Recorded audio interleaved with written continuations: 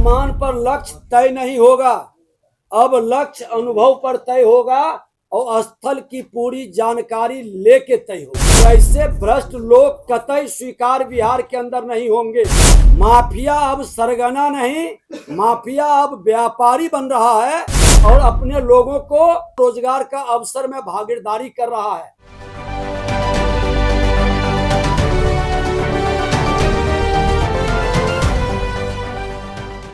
आज सभी press media के बंधुओं को मैं हृदय से स्वागत भी करते हैं और बधाई भी देते हैं कि जिस बालू को माफिया से जोड़कर बिहार के छवि को धूमिल किया जाता था, आज कुशल प्रबंधन एवं नियमित अनुश्रवण के फलस्वरूप खान एवं भूतत्व विभाग द्वारा वित्तीय वर्ष 2024-25 में अब तक का सबसे ज्यादा राजस्व वसूली की गई है।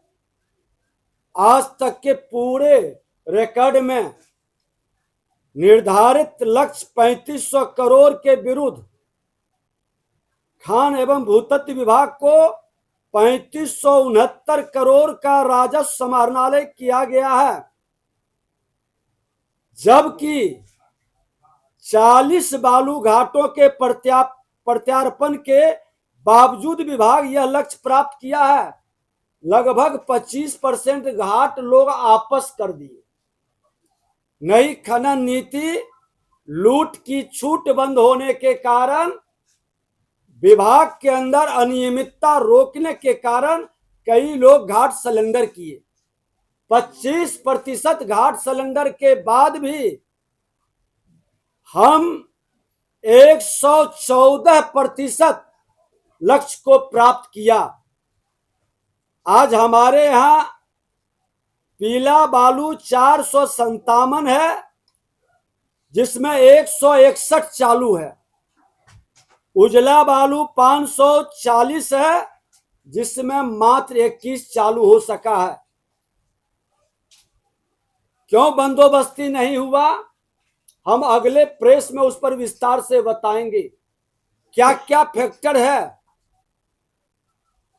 कौन कौन लोग इसके लिए जिम्मेदार हैं और क्या सुधार की जरूरत है। लेकिन इतना मैं कहूंगा कि नई खनन नीति के कारण लोगों ने कई बालू घाट को सरेंडर करना शुरू किया है और पहले पर्यावरण की अनापत्ति समय पर नहीं मिल पा रहा है। हम लोग कोऑर्डिनेशन भी कर रहे हैं, बातचीत भी हुई है। कानून में कुछ जटिलताएं हैं, जिसके कारण समय काफी लग जा रहा है। लोक सुनवाई के कारण जल संसाधन विभाग के पुल पुलिया के निकट खनन में जो अवरोध हुआ है और जाम के कारण भी प्रभावित इस बार बालू खनन हुआ। नो एंट्री के कारण भी प्रभावित हुआ है।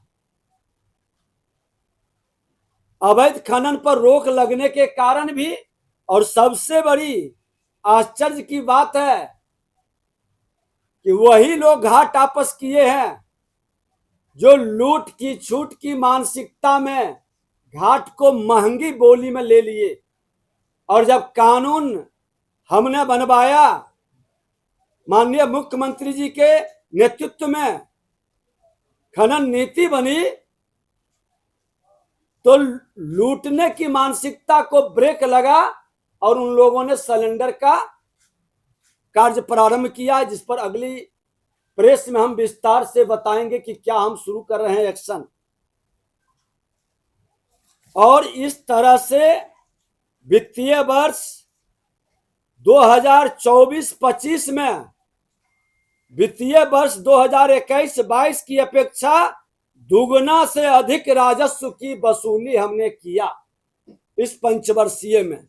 अनुमान पर लक्ष्य तय नहीं होगा, अब लक्ष्य अनुभव पर तय होगा और स्थल की पूरी जानकारी लेके तय होगा। थाना का नाम नहीं बताए जो कर्जा थाना हमने एसपी को कहा है कि इसको इमीडिएट कार्रवाई के लिए भेजिए। डीजीपी के पास। और ऐसे भ्रष्ट लोग कतई स्वीकार बिहार के अंदर नहीं होंगे।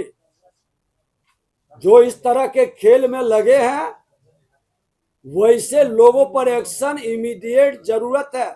आज वैशाली में इसी तरह के एक थाना प्रभारी ने इस तरह का खेल खेला था, वहां के जिलाधिकारी ने और वहां के एसपी ने त्वरित एक्शन लिया था। हमने कहा कि राजद कांग्रेस के पीरियड में बालू माफियाओं को जिस तरह से संरक्षण मिलता था और जिस तरह से उसमें माफिया अपराध के दुनिया का सरगना बनता था, आज एनडीए की सरकार में माफिया अब सरगना नहीं, माफिया अब व्यापारी बन रहा है और अपने लोगों को, बिहार के नौजवानों को रोजगार का अवसर में भागीदारी कर रहा है। क्योंकि अगर जो माफिया अपराध के सरगना बनते तो नरसंहार होता, उन्माद फैलता। नेता प्रतिपक्ष, जब हम नेता प्रतिपक्ष थे विधानसभा में, तो आप सब गवाह थे, सदन में 2-2 3-3 दिन डिस्टर्ब रहा था। 1000 राउंड के लगभग लोग बताते शिकायत की थी, गोली चला था यही कोइलवर में, कई लाशें गिरी थी, लाशों को भी छुपाया गया था। लेकिन आज एनडीए सरकार में गोली नहीं चल रही है, कानून का डंटा चल रहा है और व्यापार की गति बढ़ रही है। जो व्यापार में बालू साइड में लगे हैं उनका आमदनी भी बढ़ रहा है, सरकार का राजस्व भी बढ़ रहा है, रोजगार का सृजन भी हो रहा है।